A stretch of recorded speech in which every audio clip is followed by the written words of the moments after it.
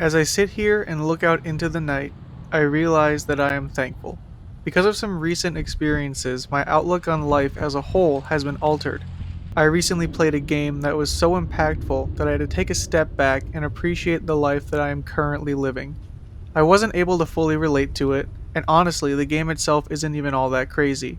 But the context surrounding the game and talking with the creator has made me realize just how privileged I am to be sitting here. Not everyone can take a deep breath of clean, crisp air. Not everyone can sit by a lake and experience a peaceful silence. Not everyone can walk safely to said lake from their own house. Not everyone can play a game that will change their lives. And not everyone can make a video on one, let alone even watch YouTube in general. I played a Silent Hill mod for a Match 3 Hentai game in support of Ukraine, and it was an experience I will never forget.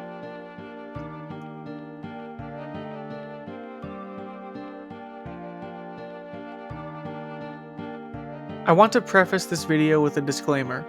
This video will be split into two parts, with the second half touching on some very serious topics. It will start a little more on the goofy side, as I will be looking at just the game itself and not everything surrounding it. The second half of the video will be much more serious and heavy, but a warning will come up beforehand should you not want to watch that part. I also want to preface that I do not endorse war or any acts of violence. I am not educated enough on the situation to feel comfortable providing my actual in-depth thoughts to the general public. I am simply reporting on an experience I had with the game and relaying the creator's story. Please do not harass or target anyone involved in the video should you not agree with the opinions stated. Now, with that out of the way, let's get on with the video.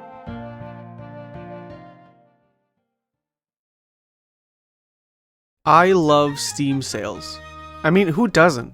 I know I love watching my library fill with awesome titles as I continue to play the same 3 games over and over again. I usually use SteamDB to browse from lowest to highest so I can nab a bunch of smaller, cheap titles in one go as opposed to waiting for that one specific wishlist game to go on sale. A couple years back, during one of the big sales they had, I had picked up a $1 game called Mirror. I had recently played Honey Pop and was kind of on like a Match 3 kick, and I had also seen Mirror before occasionally on Steam. So I decided to pick it up for myself to see what all the fuss was about. Mirror is a basic Match 3 game in which you match items in battles against women. In between the Match 3 combat sections are visual novel segments in which you get a little freaky with said woman until the story of that chapter is over. In terms of gameplay, it's actually fairly solid. The Match 3 system has just the right amount of depth, leading to moments where you actually need to strategize a little bit. You have magic attacks, physical attacks, buffs, debuffs, and healing items. Like every other Match 3 game, you can stack items and build combos for even stronger moves. You also have an artifact/item system that can give you bonus, one-time use abilities every battle. In terms of the story, well, it's a porn game, what did you expect? In all seriousness though, every chapter is its own story. I actually kind of like this setup as it allows each chapter to feel unique and stand out on its own. Overall, it's a game that's worth a couple bucks. So because Mirror ended up being a decent game when you look, past all the porn, Mirror Team released DLC for it in the form of extra levels, extra art, extra music, and eventually a custom level creator and player. Using Mirror Maker, users could edit the script of the game and then create their own levels for other users to download and play. After playing Mirror and seeing that it had a custom level DLC, which was also only $1, I figured why not check it out. Most of the user-created levels are in Eastern languages that I do not understand. Every time I'd see one in English, well, yeah, I don't think I want to play that. And that was the experience I had browsing through user-created levels. Something I couldn't, nor didn't, want to comprehend, or a shitpost made for friends. That is, until I stumbled across this. Now, when I first saw Silent Hill Casual Nightmare, I thought it was a fan mod that allowed you to date Pyramid Head or something. But to my surprise, it wasn't. Looking at the page for the mod reveals that it is literally the first couple hours of Silent Hill for the PS1, completely converted into Mirror. No nudity, no sex, no God forbid hand-holding, just pure psychological horror. Obviously, I had to play this. Despite having never played a Silent Hill game before, I thought this would be a funny way to first experience the series. And if that wasn't enough, it it would at least make for an interesting stream. What I ended up playing was an experience that I'll probably remember for a long while due to how unique of a project this ended up becoming. But before we get into the mod, we need to get an understanding of Silent Hill.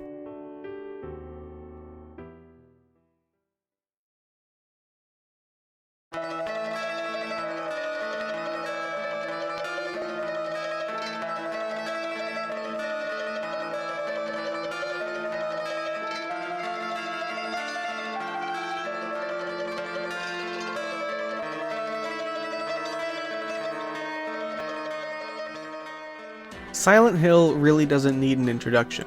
The series is known for being one of the pioneers of the psychological horror genre, a form of horror that targets the unknown and the unreal. You're not scared of the monsters in front of you, you're scared of what they represent.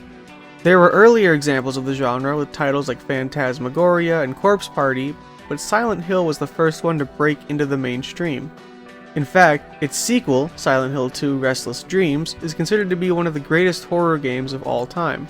Silent Hill on the PS1, while being iconic for what it represents, is still a little more rough around the edges. Some poor puzzle design and laughably bad voice acting can sometimes pull you out of an otherwise eerie experience. But the overall gameplay, story, and tone are really damn good, even to this day. Despite playing this game in albeit not ideal conditions, there were still some tense moments here and there. The controls add to this, with them being clunky yet oddly intuitive.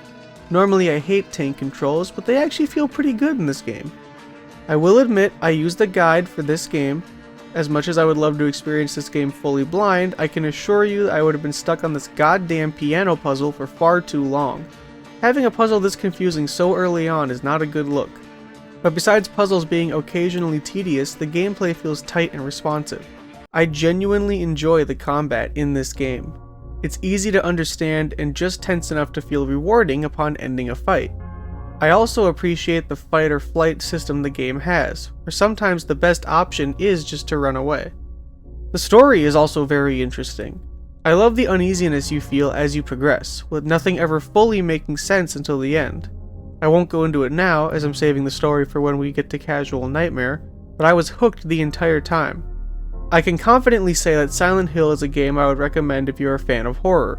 What I cannot recommend is the Silent Hill play novel for the Game Boy Advance.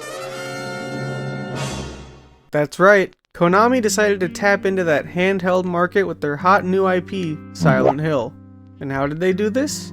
They converted Silent Hill into a visual novel with the illusion of choice and an occasional puzzle. And it's not an original story or a side story. It's straight up Silent Hill for the PS1, but now with 5 times more reading. Yay. Play Novel was never released outside of Japan, and for good reason. Western gamers would not want to play this. I can attest to that, as I forced my friends to play almost 2.5 hours of it just to get footage for comparison. We also had a great deal of trauma bonding because of it, and I think we grew closer overall. Either that, or they are now all plotting to kill me. I can't really tell. The first thing you'll notice about Play Novel is just how crunchy everything is. Instead of remaking tracks or sound effects to work with the GBA's sound font, they just kinda compressed the audio to hell and back so it would work with the limited file size. They did the same thing with the cutscenes, leading to the intro for the game being loud, slow, and obnoxious. Even some of the still frames look horrendous, and don't even get me started on the formatting of everything. The game is a traditional visual novel, but instead of being interesting, it's just kinda sad. Silent Hill translates terribly in this format.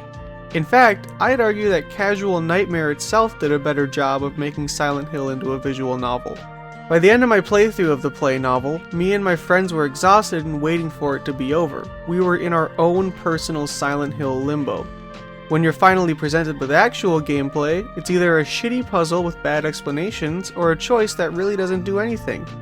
It also skips over certain parts of the game and ignores things that add to the plot/gameplay of the original release. The more I look at Play Novel, the more it confuses me. Who was the target audience for this? Why does it exist? What demand was there for Silent Hill on the fucking GBA?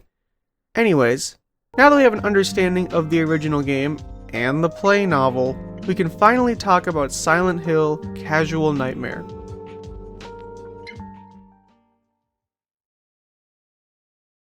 For Casual Nightmare, we'll start with the gameplay itself. Because of the limitations of the engine, the story is conveyed through still images taken from Let's Plays done by Rumen in Love and Scribe. A lot of the text was taken from Silent Hill, the official novel by Sadamu Yamashita, then translated to English by someone named Emily Lady Ducky Fitch. The creator of the mod, R. Order, doesn't speak very good English and relied on a mixture of the book and the play novel to get the general ideas out. Since he is also a fan of the series, he added in his own lines here and there to make it seem more cohesive. Because of these alterations and limitations, it leads to the visual novel segments switching between stills of the FMV footage from the game and stills of regular gameplay. While it works, and gets the message across, it can be a little jarring to see these crusty-ass, polygon-deficient models being described in such gruesome ways. As for the combat, while it may look really funny at first, I actually have to give it some props. Buffs are replaced by ammo, physical attacks are replaced by the knife, magic attacks are replaced by the gun, and healing items look ripped straight from the game. The combat is never too difficult, leading to a fairly easy version of the infamous survival horror classic. They were not kidding when they called this a casual nightmare. Also, the mod does still manage to keep an eerie feeling throughout. You probably won't be completely terrified, but you'll at least be a little unnerved at some aspects. Though that is probably because Silent Hill itself just has a great atmosphere, even when translated to a different version of the medium. The story of Casual Nightmare is a one-to-one retelling, or at least as good of a one-to-one as you can do, of Silent Hill for the PS1. I'll go over it here, as the story is really the main part of the gameplay when it comes to Casual Nightmare. Harry Mason is driving with his daughter, Cheryl, to Silent Hill. On the way, he sees a cop on a motorcycle, and then later on sees a crashed motorcycle further down the road. He then seemingly hits a stranger on the highway before blacking out. When he comes to, the back door is open and his daughter is missing. He sets out into the town of Silent Hill to search for answers. After wandering the streets for some time, he encounters some ever so spooky creatures but passes out from just being a little bit too hungry. Thankfully, he wakes up in a diner, presumably after eating a delicious Americana meal, and sees a female cop, the one that he encountered on the highway. He learns that her name is Sybil, and she seems to also be aware of this nightmare they are in. She tells Harry that she is going to leave to get reinforcements from the next town over, but Harry declines to go with her because, well, Cheryl is more important to him. Sybil agrees to leave him behind, but not before giving Harry a handgun. It's shortly after this happens that a small radio in the corner of the diner starts to play static, and upon investigation, a creature I could only describe as Fleshbird bursts through the window. Harry battles it, and then decides to take the radio so he can warn himself of future dangers. Harry then tries to go to the location of the spooky creatures he found earlier for clues. Upon arriving there, he finds signs pointing him to Midwich Elementary School. Personally, I don't think a possibly delusional man with a stranger's gun should be allowed anywhere near a school, but that's besides the point. Harry arrives and slowly explores the school, eventually ending up in a courtyard with a massive clock tower, frozen in time. Unfortunately though, the door to the tower is locked, prompting Harry to continue exploring. Harry makes his way to the staff break room and observes a lovely piece of modern art before heading down to the basement boiler room. It is, after all, a little brisk outside, and he's just a little bit chilly. He turns on the boiler and heads back upstairs to check one final room, the music room. Inside is a lone piano and a vague riddle. Now in the real Silent Hill, you have to solve a puzzle involving the piano. One thing I actually found cool about this mod was that it translated the puzzle into a battle sequence. It's a fun way of telling the story while keeping the gameplay interesting. You could have fought another random creature here, but our order made the smart choice of keeping the gameplay interesting instead of, lulling us down with either more text or a boring battle with another creature. Upon completion, a silver medallion falls off the wall that Harry uses to open the clock tower in the courtyard. Instead of a ladder bringing him up to the top, however, there's a ladder that's meant to bring him further down into hell. When he gets to the bottom, he proceeds down a long hallway, only to climb another ladder back up at the other end. Once he gets up the second ladder, he finds himself back in the courtyard. Everything looks to be identical to what he just saw, except that is until he enters Midwich Elementary School once again. The inside of Midwich is now rotten, decrepit, and disgusting. Dark browns, yellows, and reds cover the walls as Harry tries to comprehend what is going on. He then fights a creature and finds an image of a key. A little ways down, he realizes that the picture of a key works on the exact doorway he had seen in the staff break room earlier. He enters and continues down a corridor until stumbling upon, well, someone's corpse is strung up on the wall in a crucifixion pose. On the wall, written in blood, is the phrase "Leonard Rhine, the monster lurks." Harry also finds a shotgun on the ground and averts his eyes from the mangled body on the wall so he can pick it up. Honestly, thank God, because I can't imagine this little pea shooter doing much against the horrors beyond my comprehension. Leonard Rhine was the name of an author who theorized about the supernatural and the unknown. Harry didn't normally believe Leonard's work, but at this point, he would take any explanation he can get. It was time to see if any of Rhine's books were in the school library. But that's not before stopping back at the staff room to answer a phone. Who's on the other end? It's Cheryl, begging for help. Harry's determination was now concrete. He can't give up now. Harry makes his way back to the locker room and finds a locker with blood leaking out of it. Upon opening, he realizes he just got pranked and the actual scare was in a locker nearby as a corpse falls out. Next to the corpse is the library key though, so he decides to take it and head there next. Inside the library, he finds a book titled The Monster Lurks by, you guessed it, Leonard Rhine. He reads a bunch of science yapping about how negative emotions can manifest into real-life things. Fear, worry, stress, etc. can all cause physical and mental effects on someone. It's also noted how young girls are more prone to making these terrors a reality through supernatural methods. Why? Because it's just girl things. That's why. After exploring this demented version of Midwich Elementary, Harry ends up at the last room to check, the boiler room. Inside, he sees something moving about in the darkness. Cheryl? He calls out. But what greets him is anything but, as flames erupt and illuminate a giant ritual circle. The flames light the room and burn a body tied to a post in a sequence that admittedly looks pretty cool even in the visual novel format. But behind the fire is a grotesque lizard creature, and Harry has to fight it before he can leave. The key art for this guy is disgusting. I hate how fleshy it looks even at such a low resolution. But thankfully you can use the shotgun this time instead of the little bitch-ass pistol, and with enough luck, Harry ends up defeating the creature. Before he leaves the boiler room, however, he notices that there was a girl in there with him in the room. But before he can ask her anything, she seemingly vanishes along with the destroyed look the school had gained. The school is now just back to normal, nothing happened. It's not until Harry goes upstairs that he begins to hear church bells in the distance. He now has his next destination, the Balkan Church. Upon entering the church, the first thing he sees is a massive sculpture of Jesus on the cross that rests at the front of the room. Underneath it is an older woman who, has a look to her, that's for sure. Harry tries to have a normal, average human conversation with the woman, but she immediately makes it awkward by claiming the Lord sent Harry. She also alludes to the idea that she knows more about Cheryl, which pisses off Harry somewhat, rightfully so. Before he can question her more, however, the old woman just continues to yap. She mentions how Harry will have to walk the path of the hermit concealed by Floros. Floros turns out to be a small, pyramid-shaped object that Harry must use to break down the walls of the darkness. She tosses it on the floor, then scurries off into a side room and locks herself in. As she runs away, she tells Harry to make haste to Alchemilla Hospital. And with no better option, he grabs Floros and makes his way to Alchemilla. After stopping at the police station for ammo and getting into another battle because of this, Harry finds his way to Alchemilla Hospital. Upon entering, he is met with silence as the entire hospital appears to be empty. As soon as he starts to explore, however, he hears a gunshot. When investigating, he finds a pale-skinned, fleshy-looking dog lying at the feet of a well-dressed man with a gun. The suited man, named Kaufman, converses with Harry about the situation and explains that he fell asleep in this room and woke up to everything going wrong. Kaufman warns Harry that there are some black leeches that are very dangerous, and the only thing that could kill them is an antidote in the director's office.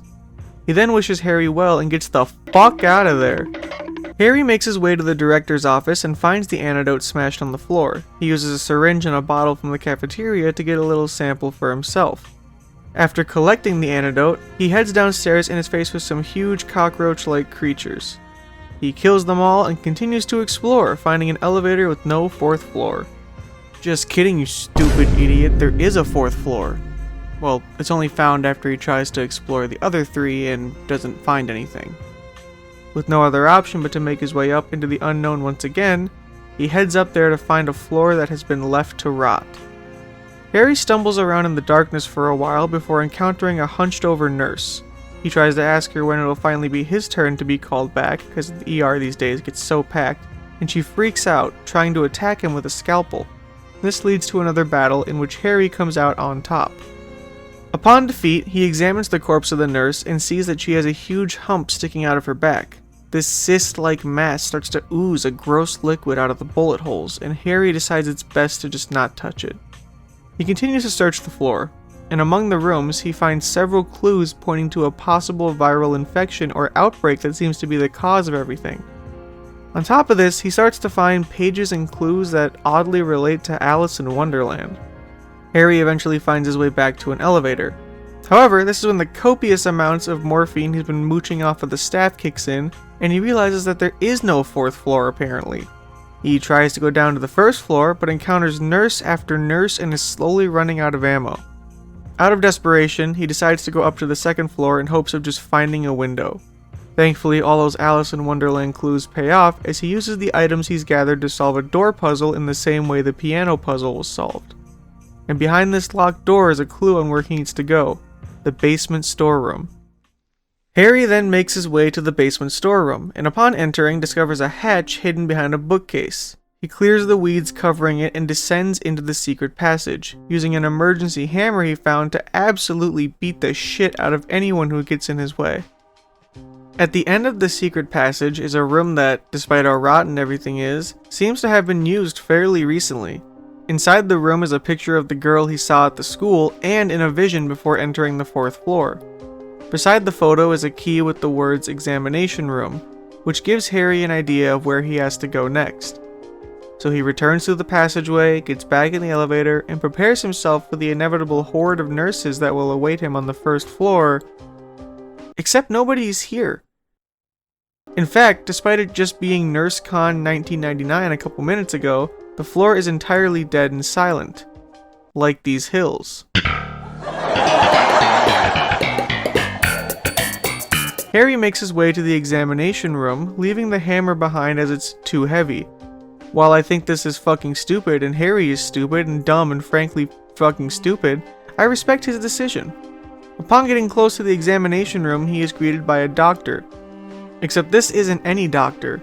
This doctor is evil and spooky and scary. Ooh! Harry emerges victorious and then notices a black, eel-like creature coming out of the hump on the doctor's back. He realizes that it must be one of the eels that Kaufman was talking about, and decides to just focus on getting out of the hospital.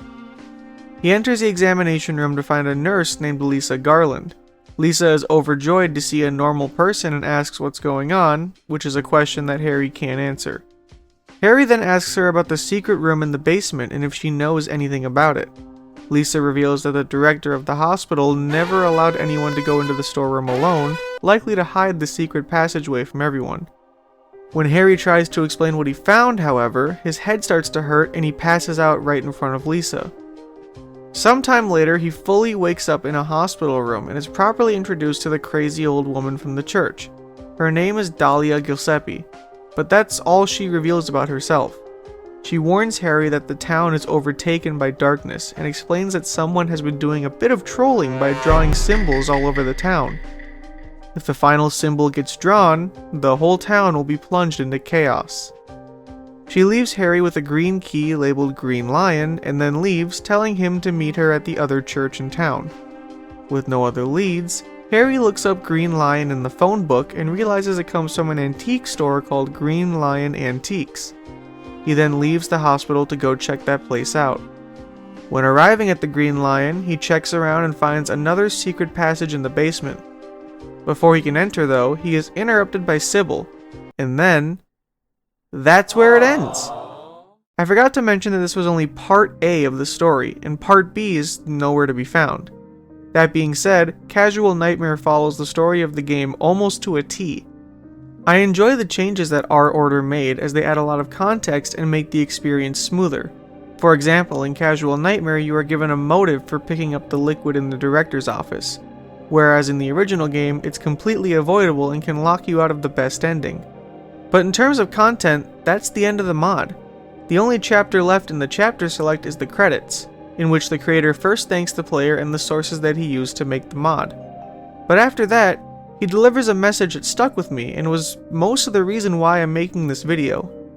I'll be waiting till the end to read the message in full, though, as I would now like to speak about the creator of the mod himself.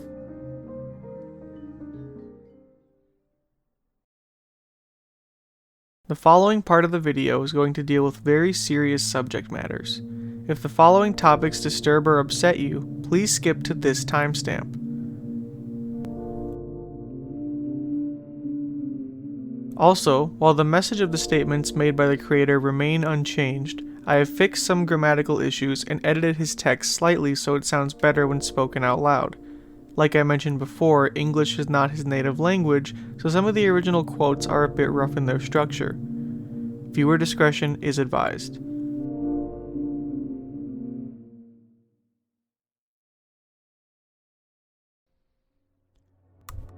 Our Order was a citizen of Belarus who, like many people in post-USSR countries, loved the Silent Hill series.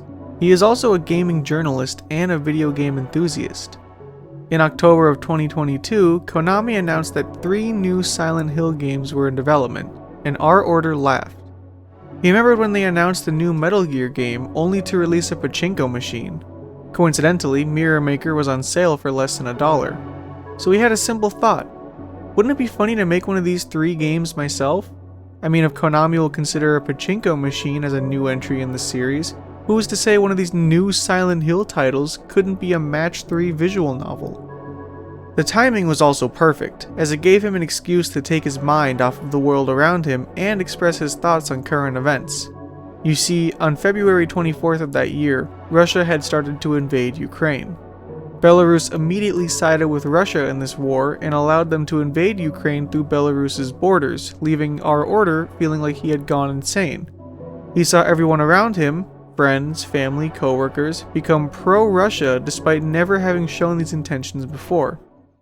To quote Our Order directly, "The ease with which so many people in Russia supported the takeover of Ukraine was shocking in and of itself. Among them were my friends, my colleagues, my readers from the era when I was a game journalist, and even video game journalists whose articles I read as a child, or who I continue to read until then. They were all saying the same thing. All of them are sure that the war will be quick, and will end with Ukraine's equally quick fall. It doesn't matter how many people would die, it's what's best for all of us, or it should have been done a long time ago." He goes on to speak about how while there were people speaking out against the war, they were always silenced. They could be sentenced up to 2 years in prison for voicing their opinions on the war if it didn't align with the government's beliefs. All the media on the TV and radio blasted the same anti-Ukrainian rhetoric. And so, in just a day or two after February 24th, I found myself alone, surrounded by bloodthirsty zombies in a twisted parallel reality, without even leaving my apartment. Making this mod wasn't Our Order's first experience with zombies, though. He had actually published a review in June of 2022 for the game Zombie Army 4 Dead War. In the review, he talks only a little bit about the game and more about the real-world implication of the Nazi zombie that we see in pop culture. I read the review myself, and it is a very detailed look into the subject matter that I thoroughly enjoyed. I have linked an English version below that, with his permission, I have edited to sound smoother. To sum up the article, Our Order talks about the parallels between real-world fascist countries and the idea of the zombie infection. People who were seemingly normal will suddenly turn evil when influenced or changed by someone or something with ill intent. In the article, he writes, "The image of the Nazi zombie is very elegant and precise.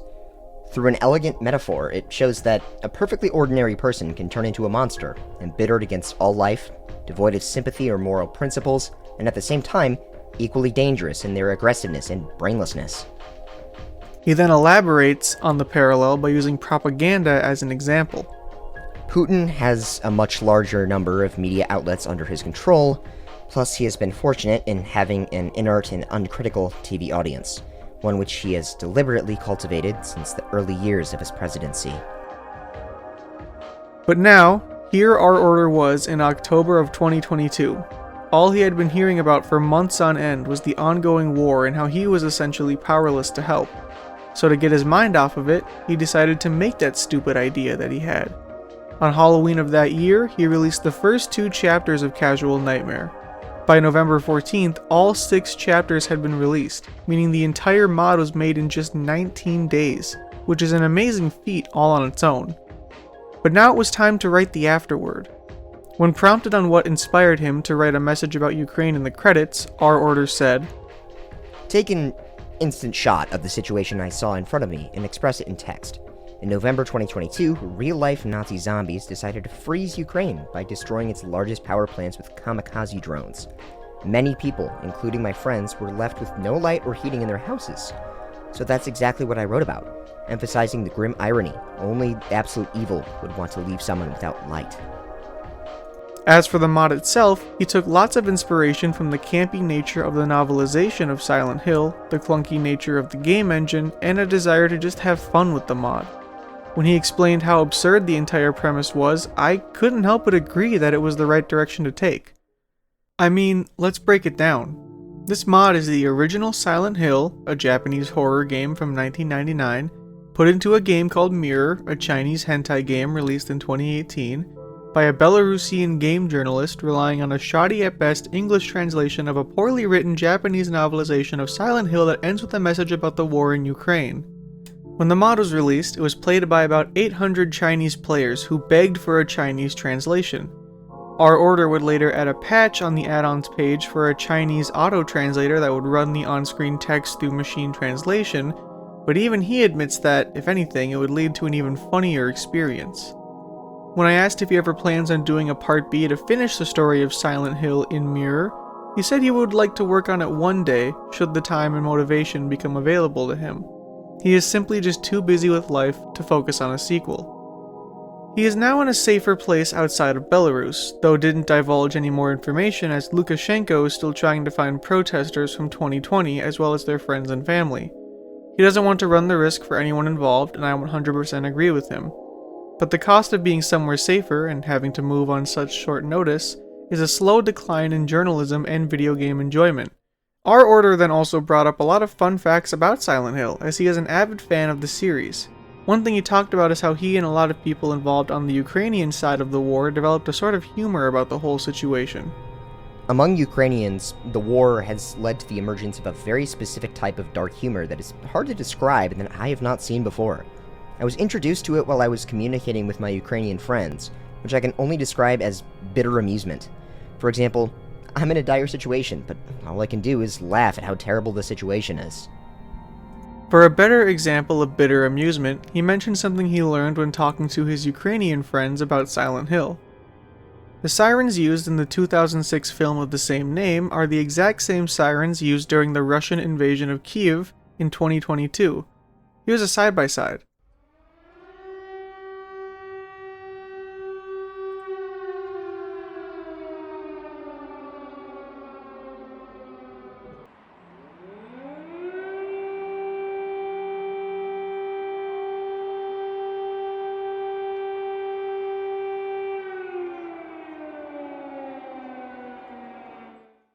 When he told this fact to his friends living in Ukraine, they found it oddly funny.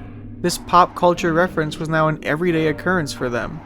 As our order puts it, the siren from Silent Hill is a pop culture phenomenon. Something unreal that involves fictional dangers, and when it meets something dangerous from real life, like a real threat of being killed in a missile attack, the humor arises from the ridiculous incommensurability of the fictional danger and the real one. Our order was creating Casual Nightmare out of his own bitter amusement. While he was creating a Silent Hill themed Match 3 adventure mod, his Ukrainian friends were dealing with daily bombings and attacks by Russian forces. It was insane on paper, yet it's all he could do. As he says himself, because I developed Casual Nightmare for the same reason, to distract myself from the endless anxiety caused by the war via the atmosphere of campy horror. He tried to incorporate bitter amusement into the story of Casual Nightmare itself. Even though it was just a retelling of the first game, he would find places in which that sort of humor could shine. A good example is when Harry first leaves the diner. After the crushing realization that his daughter is likely dead or suffering in a deserted town filled with incomprehensible monsters, what does he do? Why, he calmly checks his map and goes out to find her, of course. From my talks with him, it's clear that our order has a passion for writing and storytelling. Whether it be a look at Nazi zombies in pulp culture, a retelling of an over 20-year-old game, or sharing his hardships on an everyday basis, he is a journalist through and through, and a good one at that.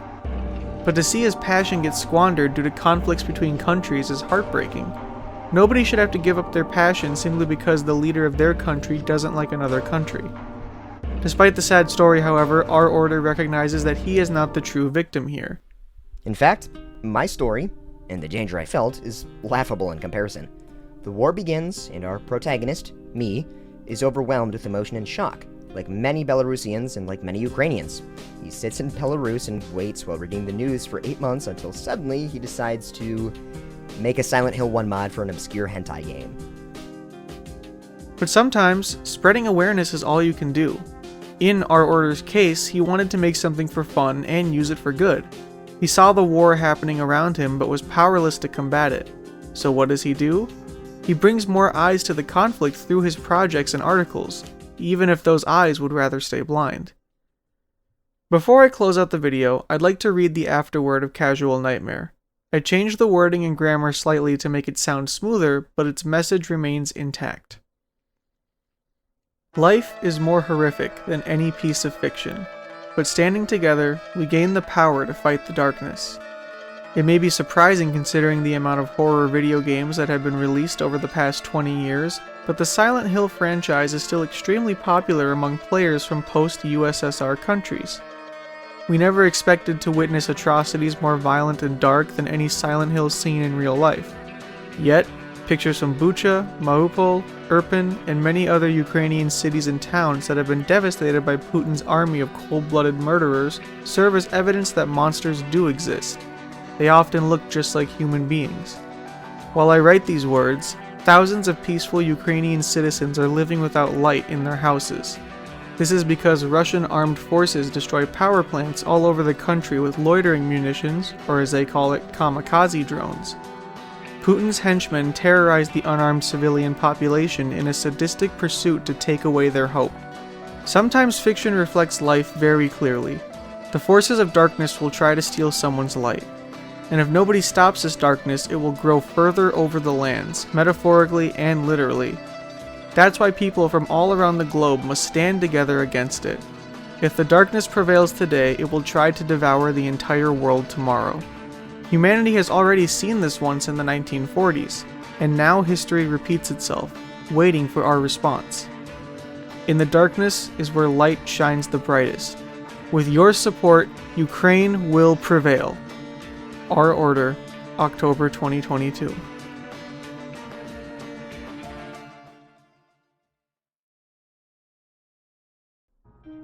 Silent Hill may not be a real place, but the horror it represents can be. For some of us, the thought of war may seem as distant as that fog-covered town. For others, it may be the only place they know. But one thing is for certain, the real world can sometimes be more horrifying than any piece of fiction. In the description below, I've linked everyone mentioned in the video as well as the mod.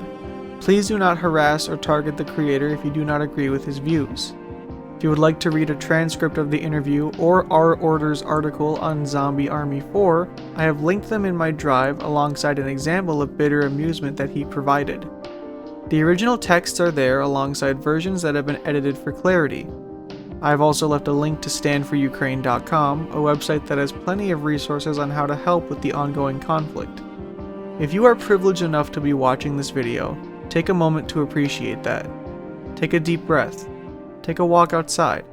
Call your family and friends and tell them you love them. Enjoy life to the fullest and have no regrets, as some people never get that chance. You never know when that privilege could be taken away from you. But most importantly, be kind to one another. My name is Userman, and I love you all. Thanks for watching.